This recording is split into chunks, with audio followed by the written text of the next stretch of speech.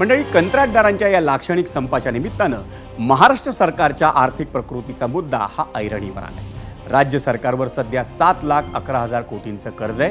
गेल्या एका वर्षात सरकारनं जवळपास 82,000 कोटींचं कर्ज घेतलं। अनेक कल्याणकारी योजना, कर्मचाऱ्यांचे पगार, पेन्शन, दैनंदिन खर्च आणि व्याजाचं पेमेंट यावर सरकारचा बहुतांश खर्च होतो। कल्याणकारी योजनांना कुणाचा विरोध नाही, पण सरकारची आर्थिक स्थिती हाताबाहेर जाणार नाही याची काळजी घेणं देखील तितकंच गरजेचं आहे। कारण कर्जावर भागतंय मग काळजी कशाला या मानसिकतेची सवय लागली तर ती सहज सुटत नाही। कर संकलन कुठे वाढवता येईल, कुठली मालमत्ता भाड्यावर देऊन पैसा उभा करता येईल, बचत कुठे कुठे करता येईल या सगळ्याचा विचार होणं गरजेचं आहे। कारण पैसा हा शेवटी जनतेचा आहे। सरकार कुणाचंही असो, ते जनतेच्या पैशाचा केवळ ताबेदार असतं। कर संकलित केला की सरकारची जबाबदारी संपत नाही, खरं तर तिथे खरी जबाबदारी सुरू होते। हे सर्वच राजकर्त्यांनी ध्यानात ठेवणं गरजेचं आहे।